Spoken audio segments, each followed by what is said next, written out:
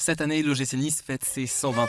Voici 5 choses que vous ne savez sûrement pas ou que vous avez oubliées sur le club favori des Niçois. Le 11 juillet 1904, quand le club est créé, il ne s'appelle pas l'OGC Nice, mais juste GCN, Gymnase Club de Nice. Ça claque un peu moins. D'ailleurs, on n'y fait pas que du foot. L'idée, c'est d'instruire les jeunes à tout plein de sports. Les poids, la lutte, les boules, le tir, le water polo, la natation et même la gymnastique. Il faudra attendre 1908 pour que Louis Maria lance la première sélection. Pour le nom olympique, il n'arrivera qu'en 1924 pour représenter la pluralité sportive du club.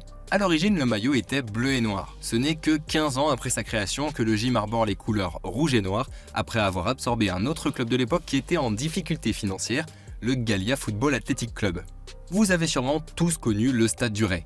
Eh bien au départ, ça n'avait rien à voir. Le terrain officiel du club était le Stade de la Californie. Il était situé près de l'actuel square Marcel Kirchner. Franchement, pas fou pour taper un foot. Le football, il a changé. Heureusement, aujourd'hui, ça a évolué. Outre l'histoire du club et son origine, connaissez-vous la période de gloire des Aiglons, les 50 glorieuses? En 1951, l'OGC Nice remporte le titre de champion de France. De retour sur la Côte d'Azur, les joueurs sont ovationnés par la foule dans les rues de Nice. Au total, le club a remporté 7 titres, dont 4 championnats de France et 3 Coupes de France. D'ailleurs, la plus grosse victoire des Aiglons en Coupe de France, ça remonte à 1945. L'AS Avignon avait dû digérer un gros 12-1.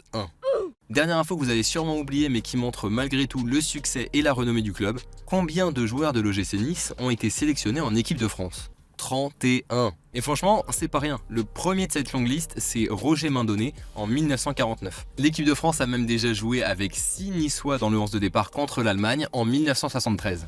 Bref, les derniers en date à avoir rejoint la sélection des Bleus sont Kefren Turam et Jean-Claire Todibo. Est-ce que vous saviez toutes ces anecdotes sur le club? Dites-le nous en commentaire, on vous en a partagé plein d'autres à l'occasion des 120 ans de l'OGC Nice sur les sites du groupe Nice Matin.